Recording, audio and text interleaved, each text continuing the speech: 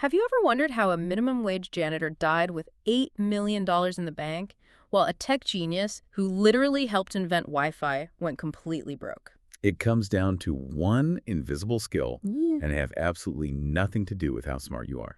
Welcome back to the Harry and Lily Show. Let's get into it. I mean, we always hear that mastering a complex field requires, extreme intelligence. Like, if you want to be a neurosurgeon. Right, you need decades of rigorous, flawless training. Exactly. It's binary. You either have a genius-level intellect and all the textbook knowledge, or you just don't. You would never, ever expect a high school dropout who sweeps floors for a living to casually step into an operating room and perform open-heart surgery better than a Harvard-trained doctor. Oh, that would be a complete disaster. Because in physics, in engineering, in medicine, hard sciences are completely unforgiving. Like the hierarchy of intelligence is very real and it is rigid. Yeah. But finance, money, completely shatters that hierarchy. Which is wild, because we look at finance like it's a math test, right? We think the people who are best at spreadsheets, the people with the highest IQs, they should automatically be the wealthiest. And yet we see the absolute smartest people in the room routinely destroying their own lives, while the most unassuming average people quietly build empires. Yeah, let's look at the guy who actually helped invent a component of Wi-Fi technology. Oh, this story. Right. We're talking about a certified world-class genius here. He had all the hard skills: computer science, physics, engineering. He made millions of dollars across multiple tech companies. He literally helped build the modern world. Yeah, but his relationship with money was entirely childish. Like, he treated his bank account like a prop for his ego. Yeah. He would literally walk around carrying a stack of $100 bills several inches thick just to show off. Just casually carrying that around. Yeah. He had zero impulse control. And the ultimate example of that, and this honestly still blows my mind, is the gold coin incident. Oh my gosh, yes. Explain this one. So he handed a colleague several $1,000s in cash and said, go to the jewelry store and buy me a bunch of $1,000 gold coins. Which, I mean, you'd think he was hedging his portfolio, right? Getting into precious metals or something? Not even close. When the guy brought the gold coins back, this Wi-Fi genius and his buddies went down to the Pacific Ocean and started skipping them across the water like rocks. Wait, literally throwing gold into the ocean? Just throwing thousands of dollars into the sea to prove they were so rich that, money didn't even matter. It's the ultimate display of ego completely overriding logic. And the ending to that story is completely predictable. The guy went bankrupt. Completely broke. He lost everything. He had brilliant technical skills, but his behavioral systems were just atrocious. Now, contrast that absolute circus with a guy named Ronald Reed. Ronald was a janitor. A janitor. Yeah, he spent his life sweeping floors and fixing things. He never made more than minimum wage. No Ivy League degree, no Wall Street job, no trust fund. Nothing like that. Right. But when he died a few years ago, the world found out he had $8 million in savings. Wait, pause. $8 million on a janitor's salary. I know we talk about saving in this deep dive all the time, but mathematically, how is that even possible without some massive lucky break? It comes down to the mechanics of compounding and absolute behavioral discipline. If you take a tiny amount of money, say like a couple $100 a month, Yeah. and you just put it in a broad index fund and you never interrupt it, the math goes crazy. Because the human brain thinks linearly. We think 10, 20, 30, 40. So it's a straight line. But compound interest is exponential. It was 10, 20, 40, 80, 160. Ronald Reed just automated his savings, lived quietly below his means, and let the math run completely uninterrupted for 50 years. So you're telling me I don't need a Wall Street job to be rich? I'm telling you that intelligence is not the shield we think it is. In fact, high intelligence often just makes you better at rationalizing terrible financial decisions. Oh, that makes so much sense. Right. A really smart person can build a massive, complex spreadsheet to justify why buying a depreciating luxury car is somehow a strategic investment. Average people don't do that. Behavior beats brains. Like, you have to stop looking for the secret, highly sophisticated financial strategy. The problem isn't that you don't know enough about derivatives or whatever. No, the problem is what you do when you get your paycheck. Look in the mirror and fix your habits. The janitor won because he had an automated system that removed his ego from the equation. While the genius lost because his ego ran his entire financial life. Exactly. But okay, if behavior is the secret, and quiet saving works so incredibly well, why do we constantly get tricked by people who look rich but actually have terrible money habits? Like, why is everyone so obsessed with looking wealthy? Because we completely misunderstand how status works. Let's talk about the Ferrari illusion, the man in the car paradox. Yes, this concept completely flipped my perspective on consumer culture. Okay, picture this. You're stopped at a red light, and an absolutely stunning $100,000 Ferrari pulls up next to you. Okay, I'm picturing it. It's loud, it's shiny, it's perfect. What is the very first thought that pops into your head? Well, most people assume their thought is, wow, the guy driving that car is so cool. I really admire him. He must be a massive success. But that is a total lie. You don't care about the driver at all. Your actual internal thought is, wow, if I had that car, people would think I'm cool. That's such a vital psychological unlock. When you see a symbol of wealth, you rarely admire the person holding it. You instantly project yourself into their position. Exactly. We're just using their expensive car or their Rolex as a mirror to reflect your own desire for admiration. Meanwhile, the guy actually driving the Ferrari is sitting there gripping the steering wheel, looking at the people on the sidewalk, thinking, they are all admiring me. But they aren't. He's practically invisible. It's tragic, honestly. We spend a fortune buying these massive status symbols because we want respect and love from other people. Mm-hmm. But other people don't use your stuff to respect you. Right. They use your stuff to benchmark their own insecurities. Yeah. It's like wearing a fake muscle suit to the gym. You strut in and maybe you turn heads for a second. You look huge, you look wealthy, but it's foam. It's totally hollow. The second life actually gets heavy like. The second you face a medical emergency or a job loss or a recession, you can't lift the weight. Mm-hmm. The phone suit doesn't help you survive. It's an illusion. I'll take that analogy even further. The people whose respect you actually want, the truly wise, financially secure people, are looking at your foam muscle suit and judging you negatively for it. Oh, 100%. They know how the financial mechanics work. They look at a $100,000 car and they don't see wealth. They see an $80,000 high-interest auto loan. They see cash flow bleeding out every single month to a bank. Right. They see the amortization schedule. They know that the car is depreciating by 20% the second it drives off the lot. So true. There's this story from a guy who worked as a hotel valet. Mm-hmm. He had a regular customer who always pulled up in a pristine Porsche. Everyone at the hotel treated this guy like royalty. They assumed he was absolutely loaded. Then one day, the guy rolls up in a beat-up 10-year-old Honda. The valet asks him, "Hey man, where's the Porsche?"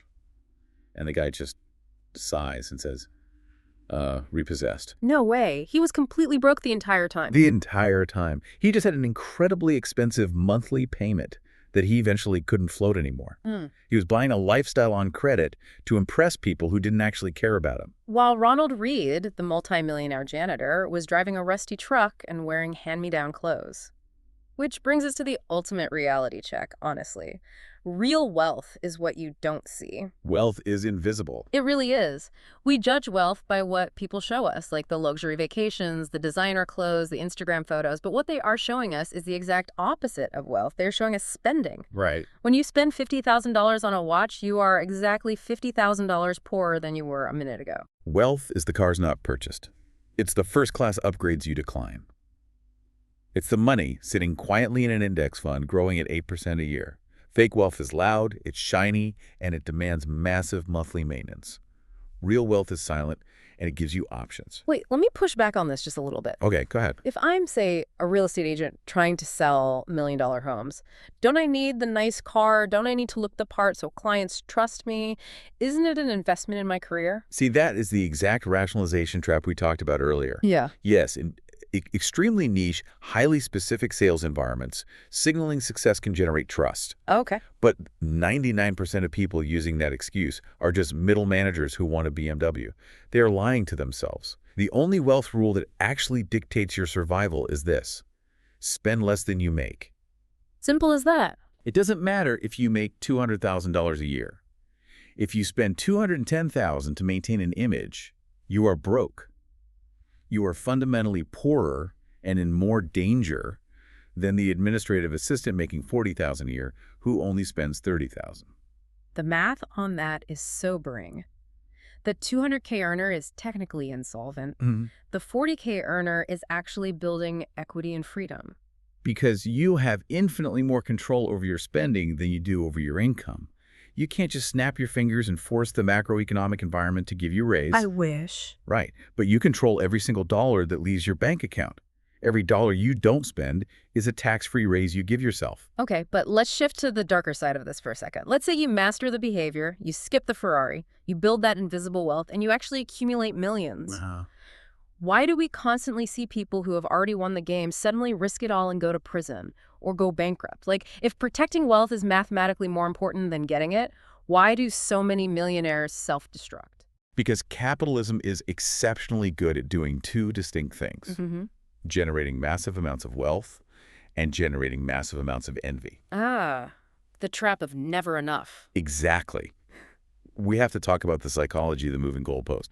There's a famous case of a guy who slid his way up from absolute poverty to become the CEO of one of the most prestigious consulting firms in the world. By his late 50s, he was worth $100 million. Let's just pause and define what $100 million actually is. That is never work again money. That is, your great-grandchildren will never have to look at a price tag money. He had won the game. He crossed the finish line. He had absolute financial freedom. But then he got a seat on a major corporate board, and suddenly he was sitting in rooms with guys worth $2 billion, $10 billion. I don't know. Next to them, his $100 million felt like pocket change. The envy completely hijacked his brain. He wanted to be a billionaire so badly that he started engaging in insider trading. Are you serious? Yeah, he leaked confidential board secrets to a hedge fund buddy just to make a quick illegal profit. Which is completely irrational. For what? To go from being unfathomably rich to being slightly more unfathomably rich. He risked everything he had and everything he actually needed Right. for money he didn't have and absolutely did not need. And he got caught. His legacy was destroyed, and he went to federal prison. He literally traded his freedom because he could not define the word enough. And we can sit here and judge him, but, I mean, normal people do this every single day on a smaller scale. Oh, absolutely. You have a totally stable job that covers your mortgage and your kid's school. You have a solid, boring retirement fund. But then you see some guy on social media bragging about making $1 million overnight trading a random cryptocurrency. Right, the overnight millionaire. Suddenly, your stable life feels inadequate. You pull money out of your home equity and dump it into a highly leveraged, incredibly risky asset because you want what that guy has. You risk your foundation for a fantasy. Social comparison is a treadmill with no stop button. Like, think about the hierarchy of income. To be in the top 1% in the U.S., you need to make roughly $500,000 a year. Okay. Let's say you hit that. You're a highly specialized surgeon. You feel incredible. You buy a beautiful vacation house in the Hamptons. But then you walk outside to get your mail, and you realize your neighbor in the Hamptons is a hedge fund manager making $10 million a year. Yep. Suddenly, your $500,000 salary makes you feel poor. And the hedge fund manager isn't happy either, because he goes to a charity gala and sits next to a tech founder worth $5 billion. It never ends. It never ends. And the tech founder feels insecure because he's reading articles about a CEO worth $200 billion. Even at the absolute peak of human wealth, there is always a bigger fish. If your goal is simply more, you are playing a game you mathematically cannot win. You have to draw a hard line in the sand. You just have to consciously define what enough means for your specific life. Because if you don't, consumer culture will define it for you. And their definition will always be 20% more than whatever you currently have. And part of accepting enough is confronting the most uncomfortable truth in all of finance: the massive hidden power of luck. Oh, people hate talking about this. We love the myth of total control. When we succeed, we think we're absolute geniuses who engineered every single step. When we fail, we think we're idiots or we blame the system. But we completely ignore probability. Think about the origin story of the biggest software company in the world. We all know the founder is brilliant, ruthless, and incredibly hardworking. But look at the mathematical improbability of his childhood. Right. In the late 1960s, he happened to attend one of the only high schools on the entire planet that had a functioning computer terminal. A 1 in a million lucky break. He got thousands of hours of hands-on coding experience years before almost anyone else even knew what software was. But here is where the story gets really profound. That founder had a best friend in high school. The friend was just as brilliant. He shared the exact same obsession with computers. Wow. They were basically co-founders in their teenage years. He had the same drive, the same skills, the same vision. He could have easily been the co-founder of the mega corporation. But he died in a mountaineering accident before they even graduated. Exactly. Another 1 in a million probability, but this time the coin landed on tragedy instead of luck. Same brilliance, same environment, exact opposite ends of the extreme risk spectrum. Neither of those outcomes was fully in their control. Wait, I mean, this sounds incredibly defeatist. If the biggest outcomes are dictated by blind luck and random tragedy, why should anyone even try? Why not just sit on the couch and wait to see how the universe flips the coin? It's not defeatist at all. It's the ultimate lesson in survival mechanics. You can't control luck, but you can completely control your ability to survive when bad luck inevitably hits. Okay, explain that. How do you prepare for something totally random? By building a margin of safety. You don't build a 6-month emergency fund because you're a paranoid pessimist. You build it so that when the 1 in a million bad luck strikes, like a massive medical bill, a sudden company downsizing, a global pandemic, you aren't wiped off the board. Yeah. If you have no cash reserves and you lose your job, you have to sell your investments at the worst possible time or take on massive credit card debt. You are forced out of the game. Yeah. If you have a margin of safety, you have the runway to just sit there and wait for good luck to find you again. Getting money and keeping money are two completely different skill sets. Yeah. Getting money requires optimism, taking risks, and being aggressive. Yes. Keeping money requires paranoia. It requires the constant nagging awareness that the world is unpredictable and everything could turn against you tomorrow. Look at the guys who made billions shorting the market during the 1929 crash. One famous trader made the equivalent of $3 billion in a single day. In one day. He was a master at aggressive risk. But 4 years later, he was completely bankrupt. He didn't know how to transition from the optimism required to get wealthy to the paranoia required to stay wealthy. So protecting what you have is mathematically more important than aggressively chasing what you don't have. Absolutely. Let's break down the actual math of a loss. If your portfolio is worth $100,000 and you take a massive risk and it drops by 50%, you now have $50,000. Right, simple math. To get back to where you started, just to break even. You don't need a 50% gain. 50% of 50,000 is 25,000. You would only have 75 grand. Oh, wow. To get back to your original 100,000, you need a full 100% gain on your remaining money. A massive loss creates a mathematical hole that is exponentially harder to climb out of. Which is why the most legendary investors in history aren't the ones who had 1 or 2 crazy 500% years. They're the ones who consistently compounded at 10% or 15% and simply never blew up. They never took a risk that could wipe them out completely. Survival is the foundation of wealth. Okay, so if money isn't for buying flashy Ferraris, and we shouldn't constantly risk it just to chase billionaire status, what is it actually for? What is the actual utility of having a bank account full of money? The highest dividend that money pays, the absolute greatest benefit it can provide a human being, is the ability to control your own time. Waking up in the morning and saying, I can do whatever I want today with whoever I want for as long as I want. That is worth infinitely more than any luxury item ever manufactured. There was a huge psychological study done in the 1980s trying to pinpoint what actually makes Americans happy. They looked at income, education, geography, everything. And what did they find? The single most dependable predictor of well-being wasn't how much money someone made. It was whether they had a strong sense of control over their life. And people use money entirely wrong in this regard. They get a promotion, they get a raise, and what do? They immediately upgrade their lifestyle. They buy a bigger house with a bigger mortgage. They lease a nicer car. They start buying designer clothes.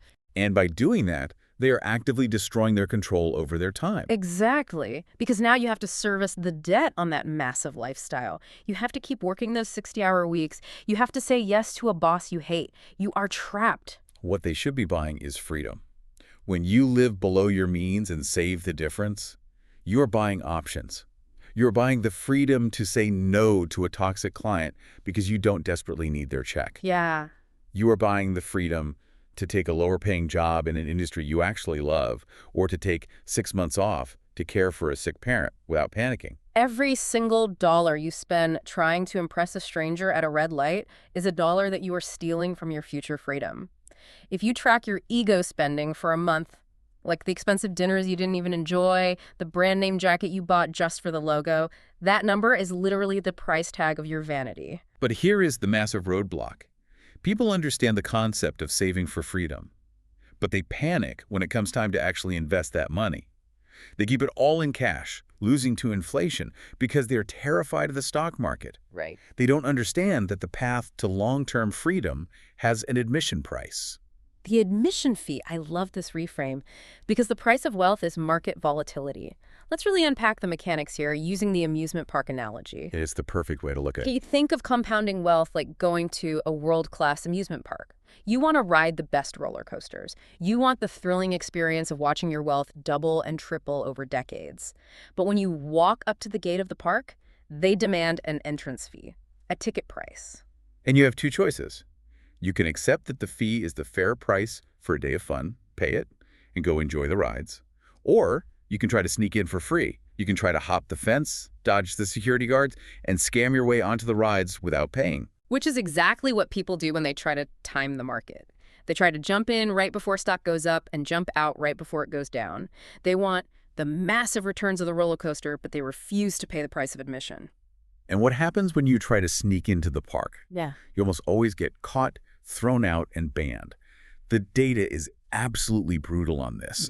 Day traders and market timers almost universally underperform just holding a boring index fund. Because in the stock market, the price of admission isn't a fixed dollar amount that you pay at a cash register. The price of admission is emotional. It is fear, stress, doubt, and volatility. Yeah. It's watching your net worth plummet by 20% in a single week because of some macroeconomic news you barely understand.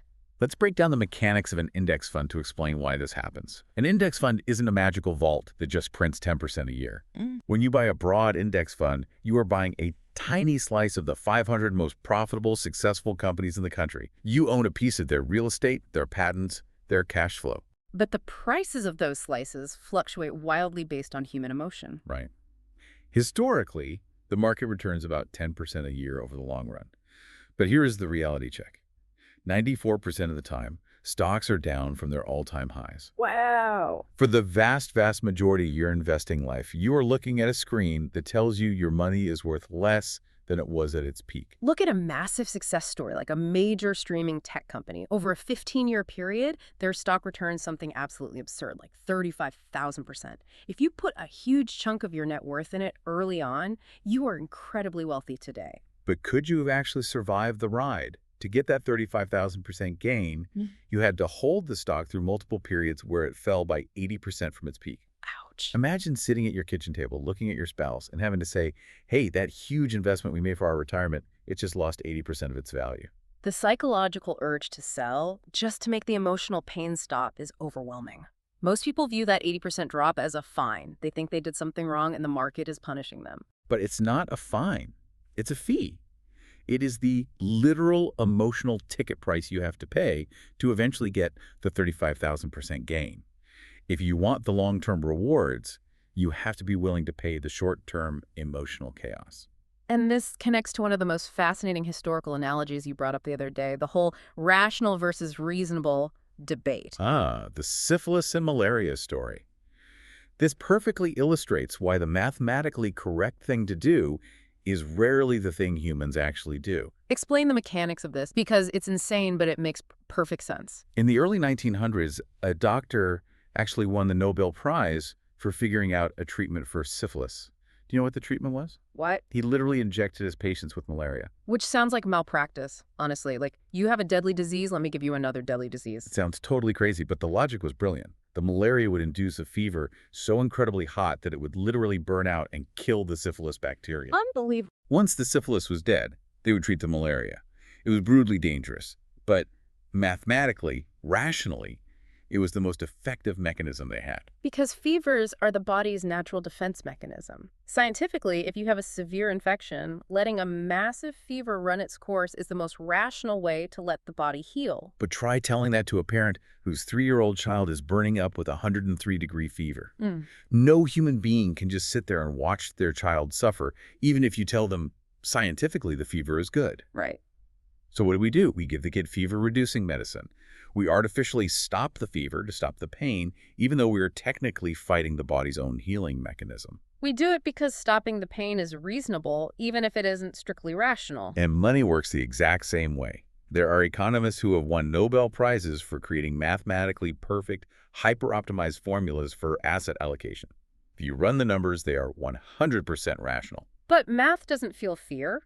Math doesn't stay awake at 3 a.m. sweating because the stock market just crashed 30% and you might lose your house. Humans are emotional creatures. If you build a financial plan that is perfectly rational but emotionally intolerable, you will abandon it the second things get scary. You will panic and sell at the exact bottom of the market. Which is why the best financial plan is almost never the one that yields the absolute highest theoretical return on a spreadsheet. The best financial plan is the one that lets you sleep flawlessly at night. It's the one you can actually stick with when the world feels like it's ending. Time is the ultimate cheat code here. If you can just stay in the game, the math of compounding does all the heavy lifting. The most famous investor in the world right now is worth over $100 billion. Do you know how much of that wealth he accumulated after he turned 65 years old? It's the craziest statistic in finance. Something like 95% of his entire net worth came after the traditional age of retirement. Because he started investing when he was a kid. His real secret isn't that he has a crystal ball for picking stocks. His secret is that he has been letting compound interest run entirely uninterrupted for over 80 years. Wow. He paid the admission fee of volatility, he survived the crashes, and he just let the math snowball. If he had started investing in his 30s and retired in his 60s, he'd still be rich, but nobody would know his name. The lesson is that you don't need to be a genius. You just need to start early, stay in the game, and let time work. But staying in the game is hard when everyone around you is playing a different game. This is the final and maybe the most crucial concept we need to talk about. The punchline of everything we've discussed today in this deep dive. The danger of taking the wrong advice. We look at the financial world or the stock market and we assume it's one giant cohesive machine. We assume that everyone buying a stock is doing it for the exact same reason we are. But they aren't. They were playing completely different sports on the exact same field. Imagine you are looking at a tech stock. Let's say it's trading at $800 a share. A 25-year-old day trader looks at that stock and thinks the chart has upward momentum, the volume is high, it's going to hit $810 by noon. I'm going to buy it, make $10 a share, and sell it in 4 hours. He is playing a game measured in minutes. His entire strategy is built on short-term psychological momentum. At the exact same time, a 65-year-old woman managing her retirement portfolio looks at that exact same stock at $800 and thinks, this company's valuation is completely disconnected from its actual cash flow. If a recession hits, this stock will crash. This is wildly unsafe for my pension. She is playing a game measured in decades. Her strategy is built on fundamental value and capital preservation. Oh, right. They both are. The day trader might make a killing by noon, and the retiree might successfully protect her nest egg over the next 10 years. They are completely right within the context of their own specific games. But here's where it becomes a disaster for you, the listener. If you don't clearly define what game you're playing, you will inevitably start taking advice from people playing a totally different game. And that is financial suicide. If your buddy is day trading volatile cryptocurrencies for a quick buck, and you are a 40-year-old parent trying to build quiet, compounding wealth for your kids' college fund taking, his advice is like wearing ice skates to a marathon. Exactly. The guy online screaming at you to buy a specific coin is planning to dump his position on Thursday. You are planning to hold it for 20 years. His strategy works perfectly for his game, but it will absolutely destroy yours. If there's one actionable thing you take away today, it is this. You must ruthlessly filter every single piece of financial advice through one simple question. Is this person playing the same game I am? If the answer is no, you have to ignore them completely. You have to stop playing the status game, stop playing the envy game, stop playing the Ferrari game. We've covered a massive amount of ground today. We looked at how a humble janitor beat a Wi-Fi genius just by automating his savings and removing his ego. We broke down the invisible nature of true wealth, how spending money to show people you have money is the fastest way to lose it. We talked about the terrifying trap of never enough and how social comparison will bankrupt you if you don't define what enough means for you. We looked at the extreme power of luck and tragedy and why building a margin of safety is the only way to survive the randomness of the universe. And most importantly, we reframed the fear of the stock market. We realized that volatility and massive drops are not a fine for doing something wrong. They are the emotional admission fee you must pay to ride the roller coaster of compounding wealth. It all circles back to where we started, the muddy, irrational, fascinating waters of human behavior. You don't need a PhD in mathematics to diagnose your own financial health. You just need honesty. You need the humility to recognize when your ego is driving your spending and the discipline to let time do the heavy lifting for you. You have to define what true wealth means for your specific life, and you have to aggressively play your own game. Exactly. So here's our final question for you to chew on tonight. I want you to open up your phone and look at your last bank statement. Look at the real mechanics of where your money is going. Are you actually buying freedom and options for your future self, or are you just paying an expensive monthly subscription to look successful to people who aren't even paying attention?